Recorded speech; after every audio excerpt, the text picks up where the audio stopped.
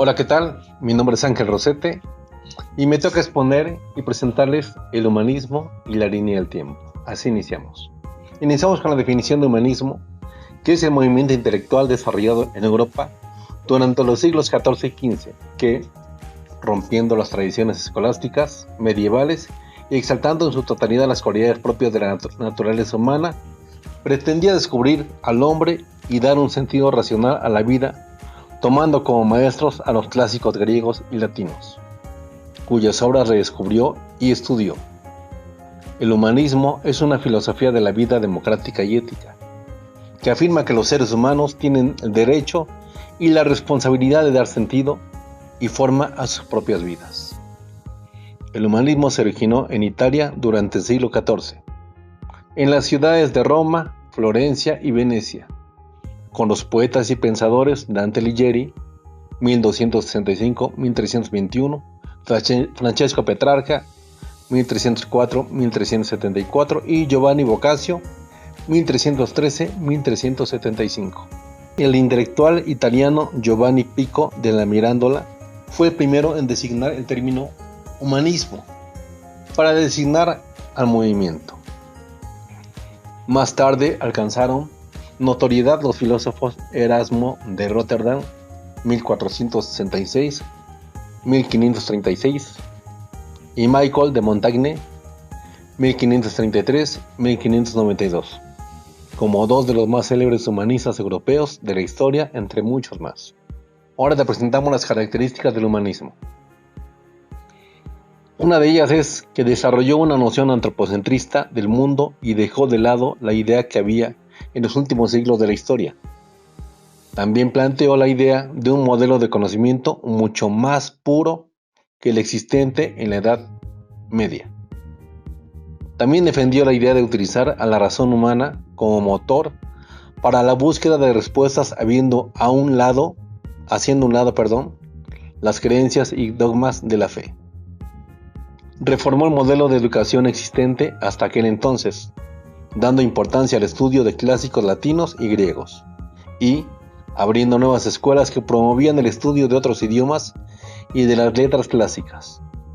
También desarrolló ciencias como la gramática, la retórica, la literatura, la filosofía oral y la historia, estrechamente ligadas al espíritu humano. También buscó eliminar todo sistema cerrado que no permitía la multiplicidad de perspectivas del pensamiento. Se pensaba que con este cambio se alcanzaría el desarrollo total del hombre, físico y espiritual, estético y religioso. El humanismo fue principalmente la tendencia que durante el Renacimiento produjo el amor y el culto a la antigüedad clásica, considerada como un ejemplo de afirmación de la independencia del espíritu humano y, por tanto, de su valor autónomo y dignidad. Ahora iniciamos con el humanismo histórico, que se desarrolló en el siglo XIV. Este fue un tipo de humanismo nacido en Florencia al final de la Edad Media. En él, las artes y la actividad intelectual iba centrándose poco a poco en lo humano, dejando de considerar que lo divino era el centro de todo. Recordemos que venimos de la Edad Media, donde todo era divino. Todo giraba alrededor de la divinidad. Entonces, así inicia el humanismo histórico en el siglo XIV. Seguimos con el humanismo empírico, también en el siglo XIV, y este es uno de los tipos de humanismo que tratan de diferenciarse del resto por el hecho de ser más prácticos y aplicados. Mientras que otras formas de esta corriente de pensamiento se basan más en ideas abstractas, como por ejemplo en la necesidad de no dominar a otros seres humanos. Se centra en el rechazo o la aceptación de ciertas acciones o actitudes concretas. Por ejemplo, desde el humanismo empírico se rechaza la violencia, se declara una total libertad de expresión, ya que antes no la tenían en el medioevo, y de creencias también, y se enfatiza la necesidad de resaltar las formas de vivir la vida propia de minorías. Seguimos con el humanismo teocéntrico, Se desarrolla alrededor del siglo XV y este tipo de humanismo basa toda su moral en la existencia de un Dios determinado que revela lo que es bueno y lo que es malo y, por consiguiente, cómo debe tratarse a los seres humanos. Ese fue el humanismo teocéntrico. Sigue el humanismo antropocéntrico, que surge alrededor del siglo XVI. Este tipo de humanismo fue el que empezó a caracterizar a las sociedades occidentales a partir del Renacimiento y especialmente desde la época de la Ilustración, o sea, posterior. Aquí la figura de Dios deja de ser el centro del sistema moral y el ser humano cobra todo el protagonismo. Se deja de prestar tanta atención al código de conducta escrito en textos sagrados y se formulan nuevas formas de ética humanista. Del mismo modo, se rechaza la idea de que un ser humano pueda controlar a otro. Lo que sí se puede controlar y someter es a la naturaleza. Ahora seguimos con el humanismo secular, que se desarrolla en el siglo XVIII. Este movimiento se basa en determinadas corrientes filosóficas y en el método científico, para descartar aquellas explicaciones sobrenaturales, como el creacionismo, que existe sobre el origen del universo y de la humanidad. Ese fue el humanismo secular. Seguimos con el humanismo cristiano, que se desarrolla en el siglo XX, alrededor del año 1900.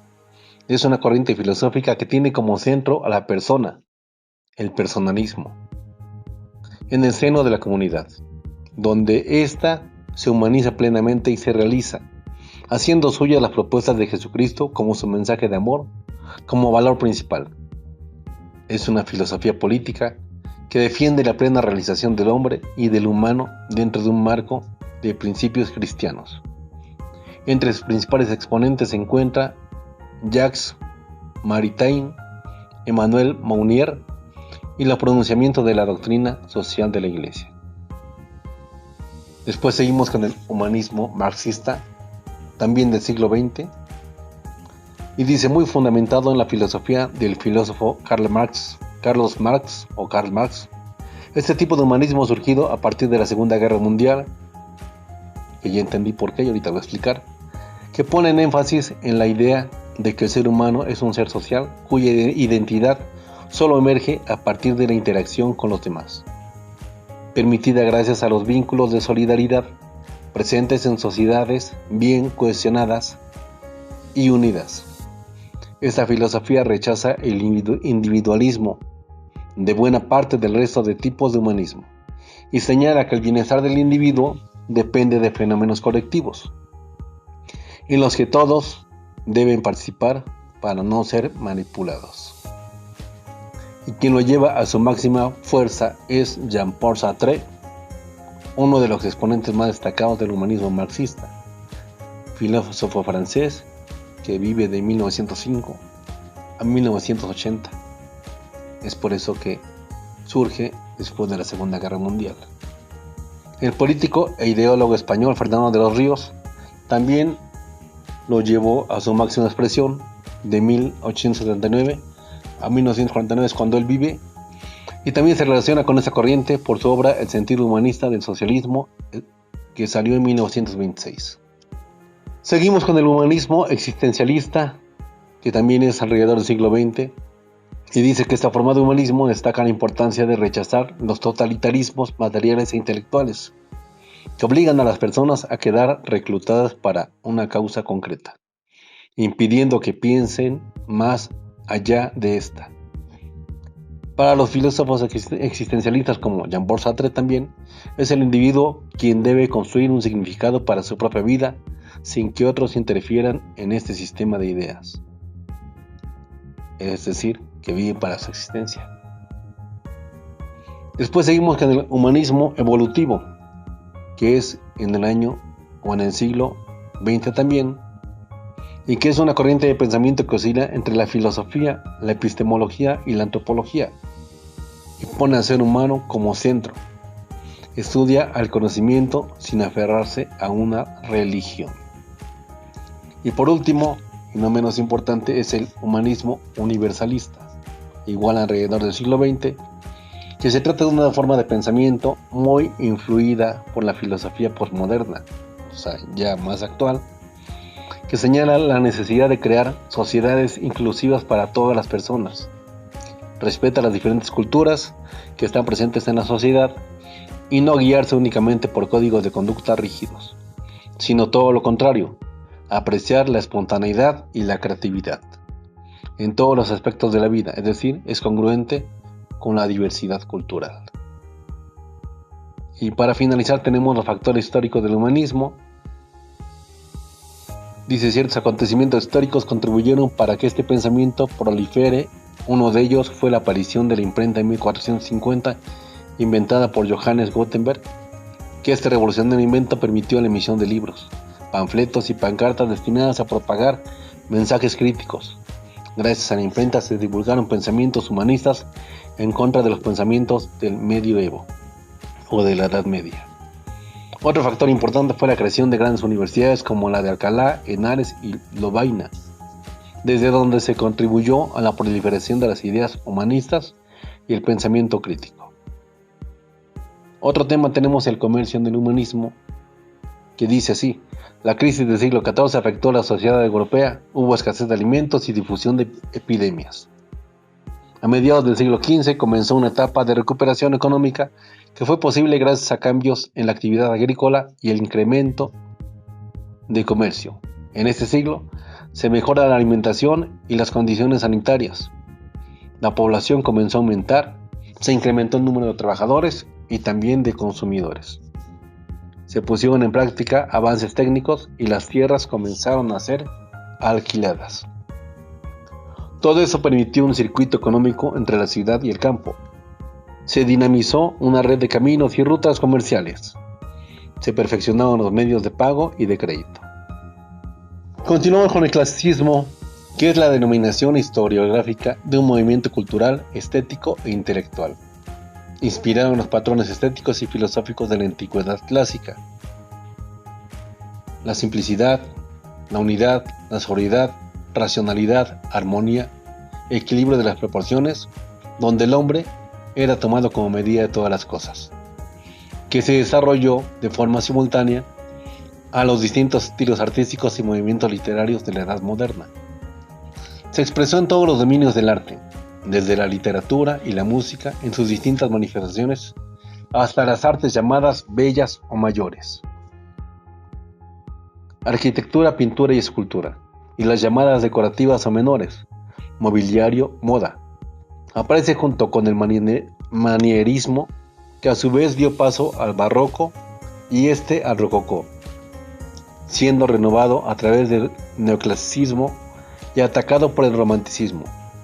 Siguió siendo la tendencia dominante en las artes y el pensamiento occidentales durante el siglo XVIII y XIX, en su vertiente institucionalizada en las academias del academicismo, mientras que durante el siglo XX, tanto el mercado del arte como el ámbito institucional acabaron asumiendo el rupturismo de las vanguardias. Eso es todo.